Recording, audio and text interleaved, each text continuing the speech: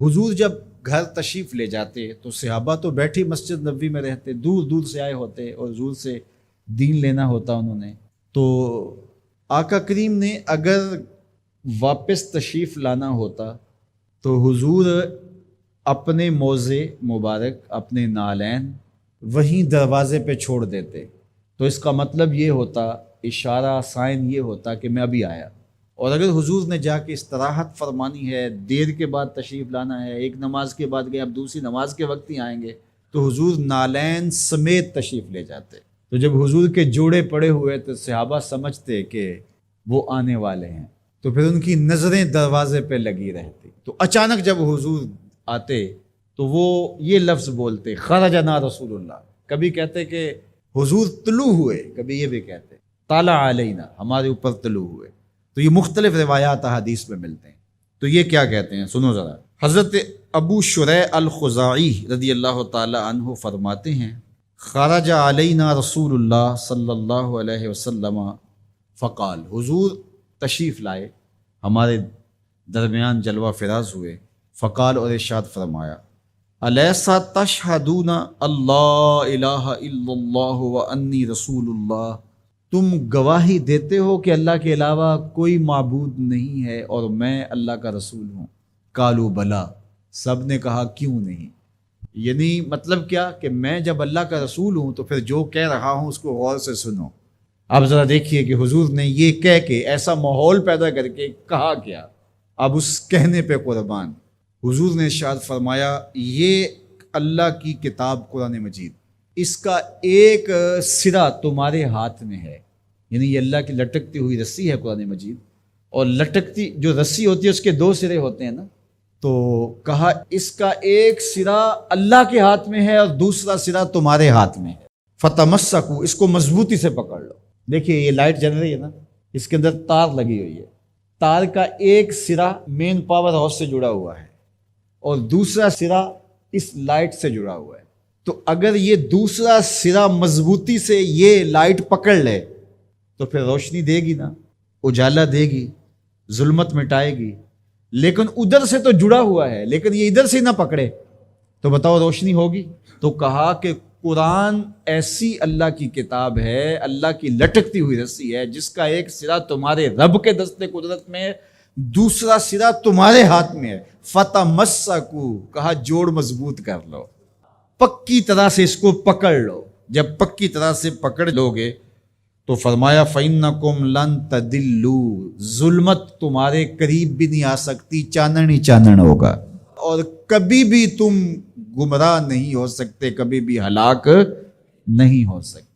تو یہ راز یہ لائٹ پا گئی ہے، یہ راز یہ پنکھا پا گیا ہے کہ ایک سرا تو تار کا پاور ہاؤس سے جڑا ہے اور پورا کرنٹ آ رہا ہے، لیکن اگر ادھر سے اس کا کنیکشن کمزور ہو گیا تو یہ چل نہیں پائے گا، یہ روشن نہیں ہو پائے گی.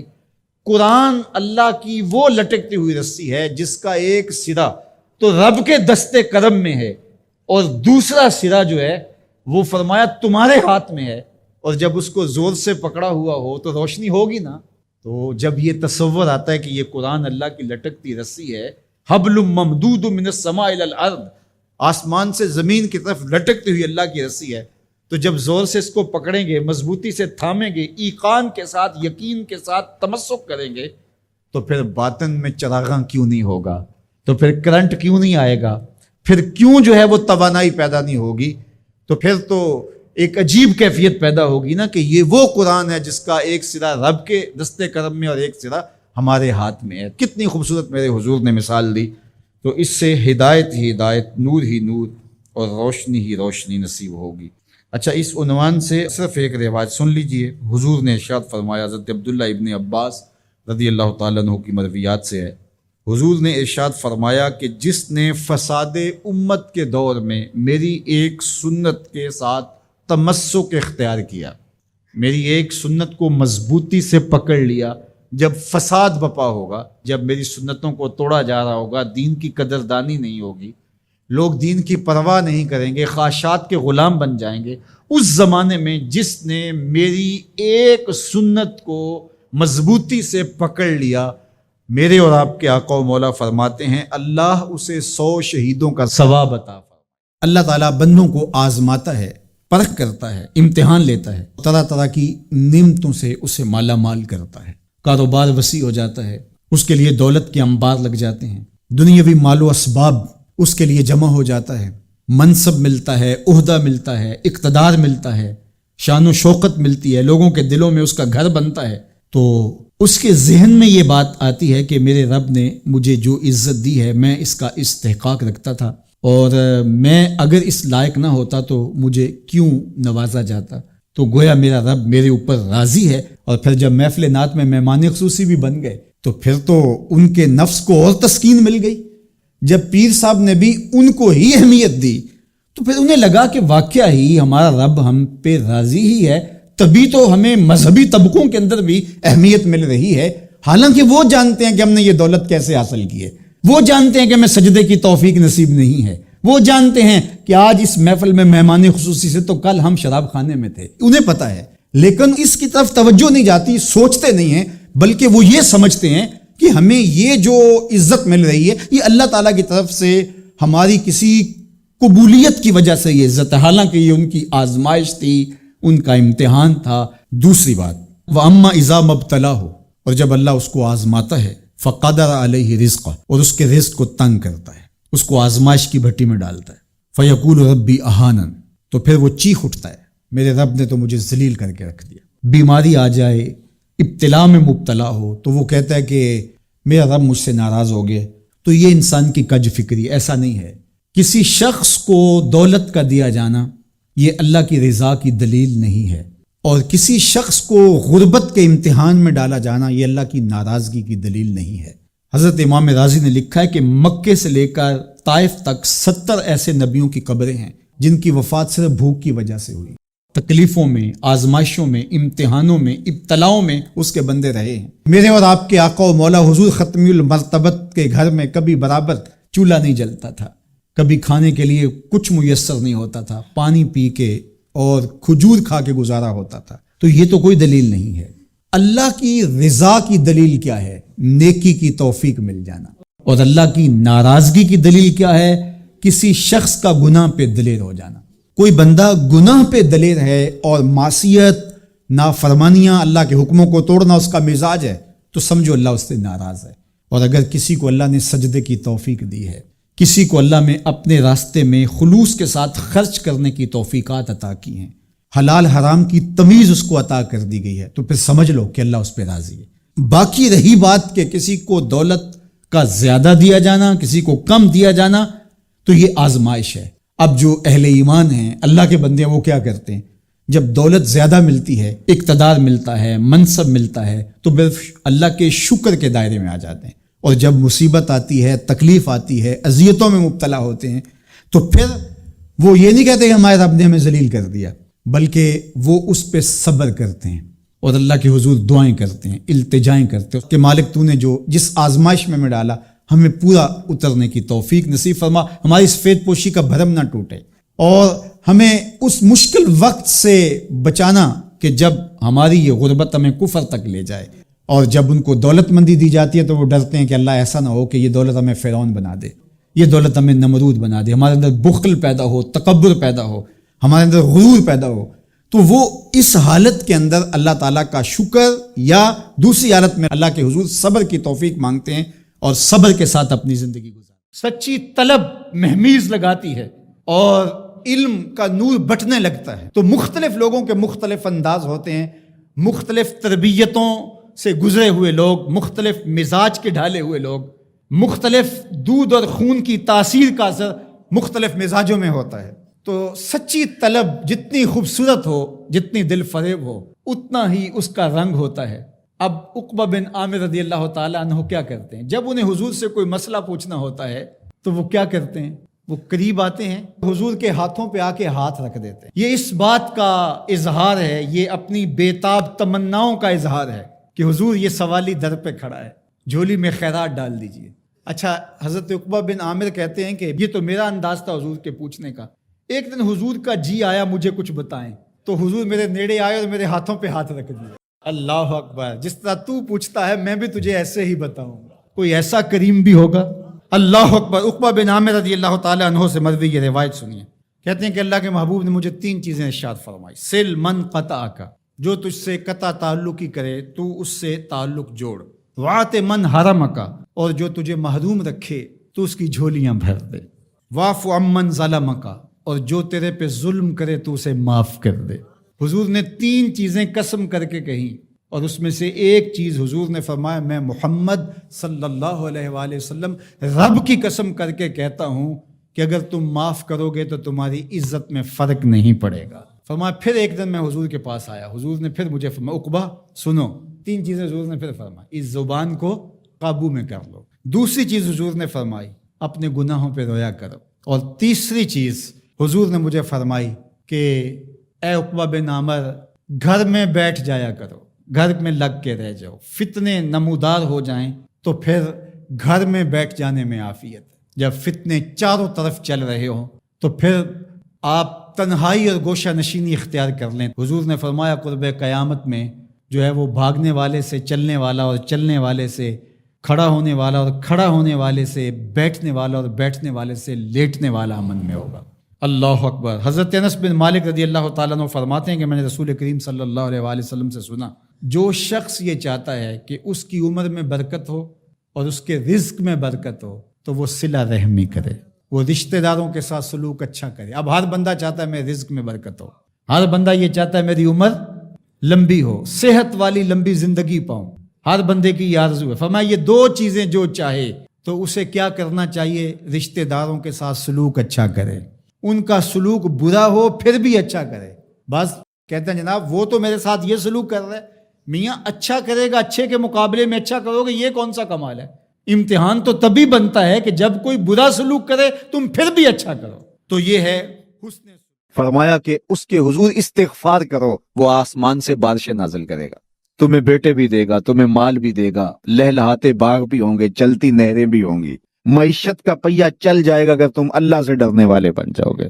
تو آج ہم کہتے ہیں یہ ہو فلاں ماہر اور فلاں شخص ہو تو پھر ہماری معیشت بہتر ہو سکتی ہے۔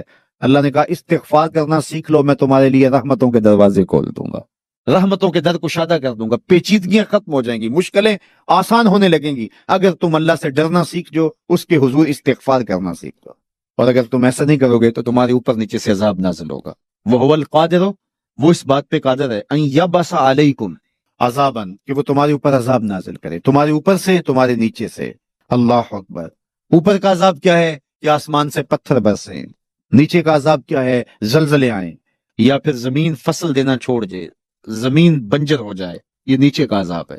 حضرت عبداللہ ابن عباس رضی اللہ تعالیٰ عنہ فرماتے ہیں اوپر کا عذاب یہ ہے تمہارے حکمران نااہل ہوں، اور نیچے کا عذاب یہ ہے تمہاری اولادیں نافرمان ہو جائیں۔ یہ اوپر اور نیچے کا عذاب ہے جس میں تمہیں مبتلا کر دیا جاتا ہے۔ یہ کب ہوتا ہے؟ جب تم اللہ کے حکموں کے نافرمان ہو جاؤ۔ جب چند لوگ اللہ کے نافرمان ہو جاتے ہیں تو پھر ان چند لوگوں کو انفرادی اذیتوں میں اور مشکلات اور پیچیدگیوں میں مبتلا کیا جاتا ہے۔ لیکن جب کوئی قوم من حیث المجموع اللہ کے حکموں کو توڑتی ہے اور اس کے حکام سے روگردانی کرتی ہے تو پھر پوری قوم کو مشقتوں میں، اذیتوں میں، تکلیفوں میں مبتلا کر دیا جاتا ہے۔ اس کا علاج کیا بتایا؟ استغفار۔ حضرت نوح علیہ السلام نے جو اپنی قوم سے کہا تمہیں مال بھی ملے گا، تمہیں دولت بھی ملے گی، تمہیں بیٹے بھی ملیں گے، سرسبز جو ہے وہ باغات بھی نصیب ہوں گے، ان کی شاخیں پھلوں سے لدی ہوئی ہوں گی، چلتی ہوئی نہریں اور برستی ہوئی بارش، ساون کے نچڑتے ہوئے بادل، اور ماحول کی خنکیاں اور خوبصورتیاں اور جمال اور لہلہاتے ہوئے سبزے، اور تمہارے اوپر ہر طرح کی عنایات برسیں گی اگر تم اللہ سے ڈرنا سیکھ جاؤ گے اور اللہ کے حضور استغفار کرنا سیکھ جاؤ گے، تمہیں خوشحال اور خوبصورت زندگی عطا کر دی جائے گی۔ اللہ اکبر۔ لیکن اگر تم ایسا نہیں کرو گے تو تمہاری معیشت تنگ کر دی جائے گی۔ استغفار کریں، تقوی کے خوگر ہو جائیں، شکر کرنے کی عادت ڈالیں۔ جو شکر کرتے ہیں اللہ تعالیٰ ان کو اور زیادہ عطا فرماتا ہے، دنیا میں بھی اور آخرت میں بھی۔ اس طرح دوسروں کی پریشانیاں دور کریں، اللہ آپ کی پریشانیاں دور کرے گا۔ بانٹنے کا مزاج پیدا کریں، آپ کے پاس جو بھی ہے بانٹ دیں، علم ہے تو بانٹیں، خوشیاں ہیں تو بانٹیں، آپ کے پاس دولت ہے تو لوگوں کے دکھ اس دولت سے دور کرنے کی کوشش کریں۔ جب آپ بانٹنا شروع کر دیں گے تو آپ کا رب آپ کو عطا کرنا شروع کر دے گا۔ یہ بات ہو نہیں سکتی کہ انسان کی زندگی میں مشکل نہ ہو۔ جب انسان کو پیدا کیا گیا تھا، اس کا خمیر گویا گیا تھا، تو 39 دن تک اس کے خمیر پر مٹی جو گوندی گئی تھی انسان بنانے کے لیے، اس پر 39 دن دکھوں کی بارش ہوئی تھی اور ایک دن خوشیوں کا می برسا تھا۔ تو انسان کی زندگی میں خوشیاں اور غم اس تناسب سے ہیں۔ لقد خلقنا الانسان فی کبد، انسان کی زندگی مشقتوں کا مجموعہ ہے، حالات کی تلخیوں کے سے مقابلہ کرنا پڑتا ہے، لیکن حالات مشکل ہو جائیں تو ان سے نکلنے کا راستہ کیا ہے؟ تو سنیے قرآن کیا کہتا ہے، وَمَن يَتَّقِ اللَّهَ يَجْعَلْ لَهُ مَخْرَجًا وَيَرْزُقْهُ مِنْ حَيْثُ لَا يَحْتَسِبُ، جو اللہ سے ڈرنے لگ جاتا ہے، تقوی اختیار کر لیتا ہے، تو پھر اللہ تعالیٰ جل شانہ اس کے لیے مخرج پیدا کر دیتا ہے، یعنی اس مصیبت سے نکلنے کے اللہ راستے دیتا ہے۔ یہ اس شخص کا مقصوم ہے جو اللہ سے ڈرتا ہے۔ اس پر مشکلات اس پہ بھی آتی ہیں، یہ نہیں کہ اس پہ مشکلات نہیں آتی، زندگی کی مشکلات کا وہ بھی شکار ہوتا ہے، لیکن جو ہی مشکلات آتی ہیں ان مشکلات سے نکلنے کا اللہ اسے راستہ بھی عطا کر دیتا ہے۔ اور دوسری بات، وَيَرْزُقْهُ مِنْ حَيْثُ لَا يَحْتَسِبُ، اللہ اس کو وہاں سے رزق دیتا ہے جہاں سے اسے گمان بھی نہیں ہوتا، وہاں سے رزق دے دیتا ہے۔ بندہ تو یہ کہتا نا کہ مجھے یہاں سے ملے گا، یہاں سے، ایک بندے کی منصوبہ بندی ہے، لیکن جو اللہ سے ڈرنے والا ہوگا اللہ اس کو وہاں سے رزق دے گا جہاں اسے گمان بھی نہیں ہوگا، خیال بھی نہیں ہوگا کہ یہ راستہ بھی حصول رزق کا ہو سکتا ہے۔ تو یہ میرے رب کا وعدہ ہے اور میرے رب کے وعدے سچے ہیں۔ تو جب تم اللہ سے ڈرنے لگو گے تو یہ تخت و تاج، یہ دنیا کی عزتیں، یہ تمہارے قدموں میں ہوں گی۔ اس سے ڈرنے کا نتیجہ ہے جو تمہارا رب تمہیں عطا فرمائے گا۔ حضرت عمر رضی اللہ تعالیٰ عنہ کی خدمت میں ایک شخص آیا، اس نے کہا میرے ہاں اولاد نہیں ہے، تو آپ نے کہا استغفار پڑھا کرو۔ ایک دوسرا شخص آیا کہ صاحب بارشیں نہیں ہوتی، فرمایا استغفار پڑھا کرو۔ تیسرا شخص حاضر خدمت ہوا اور کہا کہ ہمارے ہاں قحط کا عالم ہے، فرمایا کہ استغفار پڑھا کرو۔ تو کوئی پاس بیٹھا تھا، اس کے اٹھ کے جانے کے بعد کہا کہ مختلف لوگ مختلف سوال لے کر آئے اور آپ نے ایک ہی جواب دیا کہ استغفار پڑھا کرو۔ تو کہا میں نے اپنے طرف سے تھوڑا دیا، یہ تو میرے رب کا فرمان ہے۔ کہا وہ کیسے؟ کہا سورہ نوح پڑھو، فَقُلْتُ اسْتَغْفِرُوا رَبَّكُمْ، حضرت نوح علیہ السلام نے اپنی قوم سے کہا کہ اپنے رب کی حضور استغفار کیا کرو، انہو کان غفارا۔ اس کا نتیجہ کیا ہے؟ جب تم استغفار کرو گے تو وہ تمہارے گناہ بخش دے گا۔ ایک تو فائدہ اس کا یہ ہوگا، وَيُرْسِلِ السَّمَاءَ عَلَيْكُمْ مِدْرَارًا، آسمان سے موسلادھار بارشیں بھی برسیں گی، وَيُمْدِدْكُمْ بِأَمْوَالٍ وَبَنِينَ، اور اللہ تمہیں استغفار کی برکت سے مالا مال بھی کر دے گا، وَبَنِينَ، اور تمہیں بیٹے بھی عطا کرے گا، وَيَجْعَلْ لَكُمْ جَنَّاتٍ وَيَجْعَلْ لَكُمْ أَنْهَارًا، تمہیں باغ بھی عطا کرے گا اور تمہیں چلتی ہوئی نہریں بھی عطا فرمائے گا۔ آج میں سمجھتا ہوں کہ پاکستانی قوم کو اجتماعی استغفار کی ضرورت ہے۔ آپ کے دریاؤں کا پانی سوکھ گیا، استغفار کریں گے اللہ تعالیٰ ان کو پانیوں سے مالا مال کر دے گا، بارشیں ہوں گی، قحط سالیاں دور ہوں گی، بے اولادوں کو استغفار سے اولاد نصیب ہوگی، اور معیشت کی بہتری جو ہے وہ استغفار کے ذریعے سے ہوتی ہے۔ تو یہ 5 چیزیں بیان فرمائیں، تو استغفار سے خوشحال زندگی کا تصور ابھرتا ہے۔ حضور علیہ السلام سے جب پوچھا گیا کہ حضور سب سے بڑا گناہ کون سا ہے، تو آقا کریم علیہ الصلوۃ والسلام نے فرمایا کہ سب سے بڑا گناہ یہ ہے کہ ان تجعل للہ ندًا، کہ تو اللہ کے ساتھ کسی کو شریک ٹھہرائے، وہو خلقک، حالانکہ اس نے تجھے پیدا کیا، تجھے تخلیق کیا، اور تو اس کا شریک بنا کے بیٹھ جائے، کہ یہ سب سے بڑا گناہ ہے۔ تو راوی نے عرض کی کل تو ثم ایو، حضور پھر اس کے بعد؟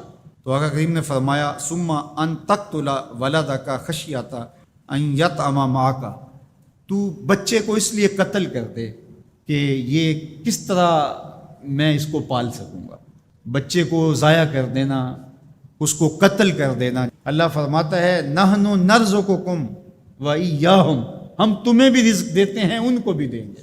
تیسری بات حضور نے فرمایا ان تزانی بحلیلۃ جارک، آپ ہمسائے کی بیوی کے ساتھ بدکاری کریں، تو یہ بڑے گناہوں میں سے۔ ہمسایہ ماں جائے کی طرح ہوتا ہے، اس کی دیوار سانجھی ہوتی ہے، اس کی عزت سانجھی ہوتی ہے، اور اگر کوئی شخص طاق میں رہے اور ہمسایوں کے گھر گھس کے ان کی آبرو ریزی کر دے، تو یہ 3 بڑے گناہ جو ہیں ان میں سے ایک بڑا گناہ اللہ کے محبوب علیہ السلام نے ارشاد فرمایا۔ حضرت عبداللہ ابن مسعود رضی اللہ تعالی عنہ سے یہ روایت مروی ہے کہ لا احد اغیر من اللہ عز وجل، اللہ سے زیادہ کوئی غیرت مند نہیں ہے، اللہ سب سے زیادہ غیرت مند ہے، اور اس کی غیرت کا تقاضا یہ ہے وَلِذَالِكَ حَرَّمَ الْفَوَاحِشَ مَا ظَهَرَ مِنْهَا وَمَا بَطَنَ، کہ اس نے بے حیائی کو چاہے وہ پوشیدہ طور پہ کی جائے یا اعلانیہ طور پہ کی جائے اس کو پسند نہیں کیا، اور اس نے منع کر دیا، اور لوگوں کو روک دیا، حرام قرار دے دیا، اس لیے کہ وہ خود غیرت مند ہے۔